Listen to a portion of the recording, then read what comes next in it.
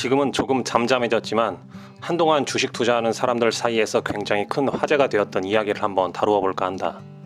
바로 삼성전자 주식 하락 사태. 대한민국 국장, 코스피, 코스닥 투자해서는 안 된다는 지론을 가지고 있었음에도 왜 이번 삼성전자 주식 하락 사태에 내가 휘말렸는지, 왜 그 많은 사람들이 이번 사건으로 엄청난 자산에 대한 손실을 보았는지 직접 참전한 사람으로서 깊이 한번 이야기해 보려고 한다. 혹시 삼성전자 주식을 투자했거나 손해를 본 분, 그리고 어떻게 할지 고민이신 분들이라면 이 컨텐츠를 한번 자세히 봐주면 감사하겠다. 일단 왜 내가 삼성전자 주식에 손을 댔는지, 그리고 현재의 상태가 어떤지부터 잠깐 다루고 이야기를 시작해 볼까 한다. 내가 주식을 시작한 지는 15년가량이 되었다. 잔잔바리가 아니라 1,000만 원 이상의 투자금을 가지고 뛰어든 건 말이다. 시장은 공부해서 이겨낼 수 없다는 사고를 가진 사람이라 특별한 공부를 하고 있지는 않았지만 15년 동안 국내, 해외 주식시장에 어떤 부침들이 있어 왔는지 많이 봐왔고 겪어봤다고 말할 수 있을 것 같다. 그렇게 깨달은 결론 중 하나는 절대 한국 주식은 오래 하는 것이 아니다이다. 사실 부동산에 투자를 해본 뒤로는 주식이라는 것에 잘 손을 대지 않았다. 그러다가 얼마 전 작성한 2차전지 인버스 투자 관련 일지 적으면서 한 주식 투자가 마지막 투자였다. 사실 그것도 숏에 베팅을 하였으니 투자라고도 할 수 없을지 모르겠다. 사건의 발단은 2차전지 인버스 매매를 하면서 우연하게 삼성전자 주식의 가격을 봐버린 것에서부터 시작한다. 분명 머릿속에는 절대 한국 주식에 투자하지 말자라는 지론이 있었지만 살짝 애매한 예외가 하나 있었으니 그것은 절대적으로 싸면 담자, 그리고 삼성전자에 대한 믿음이었다. 사실 내가 그렇게 오랫동안 주식 투자를 해오면서 삼성전자에 투자한 적이 없다. 있더라도 아주 소액만 했던 것으로 기억에는 잘 남아있지 않다. 그런데 이 삼성전자라는 주식 가격이 너무 과하게 많이 떨어져 있는 게 아닌가? 사실 우리나라 국민 중 대한민국 산업은 반도체, 대한민국 기업은 삼성전자라는 공식이 머릿속에 들어가 있는 사람들이 상당히 많을 것이다. 그중 나도 하나였고 말이다. 가진 부동산도 정리했고 2차전지 인버스로 수익 좀 났겠다. 여유 자금으로 잠깐 들어가 볼까 하는 생각에 삼성전자 주식을 담았다.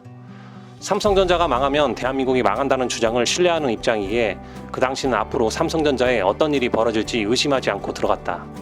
사실 삼성에서 메모리 반도체 쪽을 잘하고 있고 파운드리 쪽 사업을 중점적으로 키우고 있다는 것 정도는 알고 들어갔지 그 산업의 깊은 면까지는 들여다보지 않았다.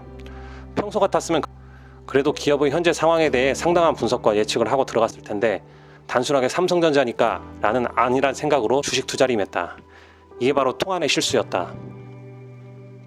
처음에는 아주 좋았다. 당시만 해도 최고 잘 나가던 엔비디아에 HBM 공급이 무난히 될 거라는 인식이 팽배할 때였다. 1억이 넘지 않은 금액을 넣어서 1천만 원이 넘는 이익을 찍었다.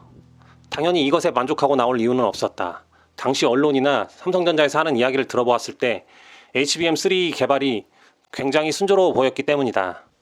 그때만 해도 HBM은 SK 하이닉스가 거의 독점적으로 공급하고 있었고 그것으로 하이닉스가 상당한 이익을 보고 있었기 때문에 SK 하이닉스가 하는 걸 삼성이 못할 리 없다.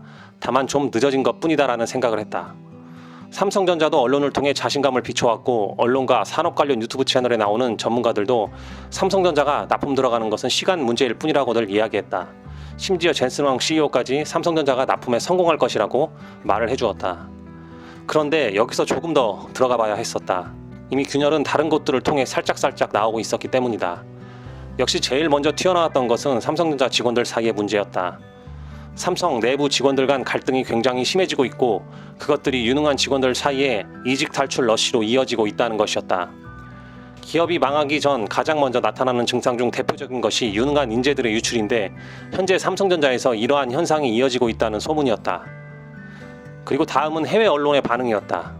국내 언론이나 전문가들 사이에는 삼성이 곧 엔비디아 양 HBM 컬 테스트에 성공하여 납품이 이루어질 것이라는 이야기를 하고 있는 상황에서 해외 유력 언론, 아마 블룸버그였던가 에서는 삼성이 HBM 개발에 실패하였으며 납품이 어려울 것이라는 보도가 함께 나왔다.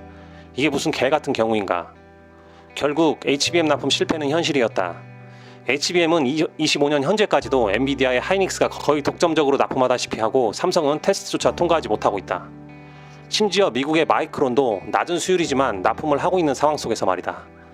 이건 단순히 삼성전자의 문제를 넘어 진짜 국가 기반 수출 산업인 반도체 수출에 뿌리가 흔들리는 사건이 아닐 수 없다.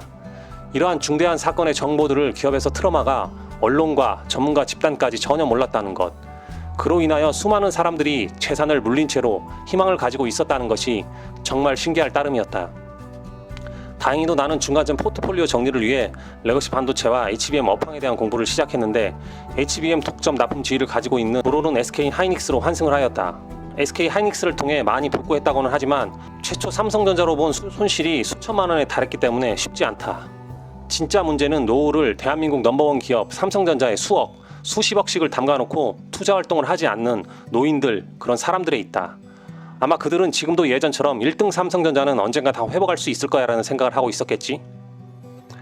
다시 한번 이야기하지만 메모리 반도체 분야에서 삼성전자는 진짜 예전의 그 삼성전자가 아니다. 가전이나 모바일 폰, 디스플레이와 같은 사업을 같이 하고 있기 때문에 망하지는 않겠지만 한 해 수십조 원씩 이득을 가져다 주던 메모리 반도체 분야는 앞으로 계속 찌그러져 갈 것이다. 아무리 삼성전자가 개선을 빠르게 진행한다고 해도 이미 경쟁자인 하이닉스는 더더욱 빠르게 앞으로 나갈 것이다. 사실 삼성전자의 인재풀도 문제이다.